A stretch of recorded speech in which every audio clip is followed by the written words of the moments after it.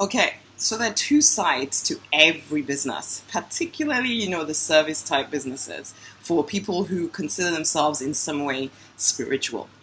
On one side, you attract the clients, you do the work to get them in. On the other side, you deliver the service. And this is the part you actually quite love, isn't it? You love to work with people, you love seeing the change happen to them, you love feeling like you're fulfilling your purpose, but you don't have enough clients on the other side of the equation because you don't actually like the attracting clients bit, the business side of your sexy business, okay? You feel like it takes something away from you to have to advertise, and you start talking about having no money to do it, having no time to do it, having no self-belief to do it, but ultimately you're trying to do the whole I'll feel my way to success thing that a lot of spiritual types end up doing, and it keeps them pretty broke. But you kind of think that this is the norm. You have to struggle for your art. You have to struggle for your purpose and your calling and your mission. And, it's not supposed to be easy. It's the warrior's journey and all of that stuff. And that you have to follow your spirit guide or something. But I'm sorry, but I really don't think it is actually the spirit that is guiding you here. Let me be blunt and tell you that it is literally your fear that is stopping you from doing what you need to do to promote your business, okay? Promote yourself. And you keep giving off these little weird little statements. You go into Facebook groups, you do the little meaningful, deep, inspirational statement. You get a few likes, but it doesn't get you no clients, peeps, because you're not telling them what to do next. In fact, you know what? They are clicking like, and then they're going over to the other spiritual person over there who is saying the inspirational stuff, but is also saying, this is how you work with me. This is what you need to do next. And you might even be looking down at that person who you think she's too needy or he's too needy or that they're not as spiritual as you. But guess what? They're actually serving people. They're actually changing lives while you are pretending to do it. Okay? That's the thing. They are doing it. You are pretending to do it. And I get it. I am a spiritual type myself. And it makes us start to think that, our gift is too important to just make cheap, ultimately, by telling people exactly how we can help them and asking them to pay us for it. Oh my goodness. How can we ask them to pay us to help them? But this is the thing. A workman is due his pay. That's it. Don't you think that's the truth, though? A workman is due his pay. If you are providing service to people that changes their life in any kind of small way or big way, then you deserve your pay. But you only get it if you ask for it, okay? But if you refuse to ask people to actually pay you, then you better go find yourself a job. Everybody needs, we all need people in jobs. So go find yourself a job where somebody else can tell you how much you're worth and also just pay you without you having to ask for it. But this is it. You have a gift.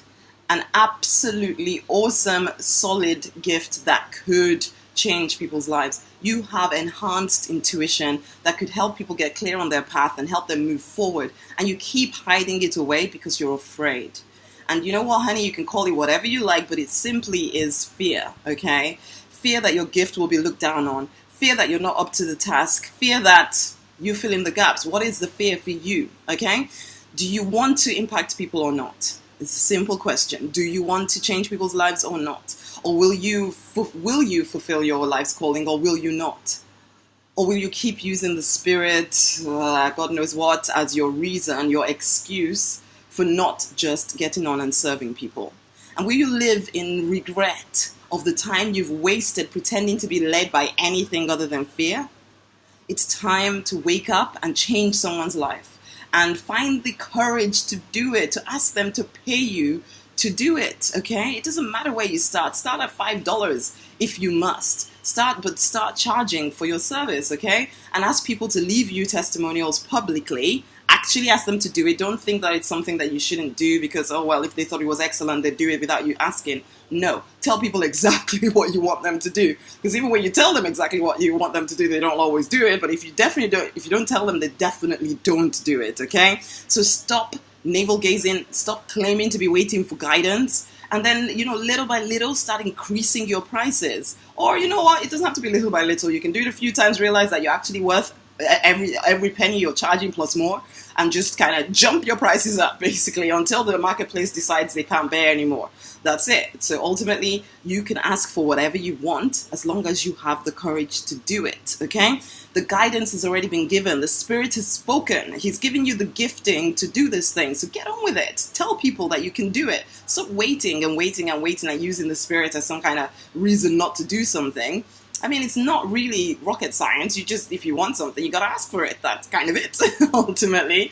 But this is the thing. Deep down inside, you also need to feel clear that it's okay to be paid, to use your giftings, to help people, to change people's lives, to impact people. And it is okay.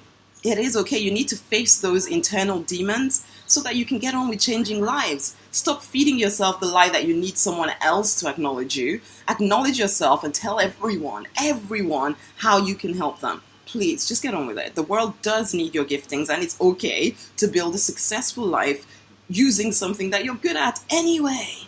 It's absolutely fine for you to make money doing what you love, okay? So please hear me. Get to work changing lives, creating wealth for you and for yours.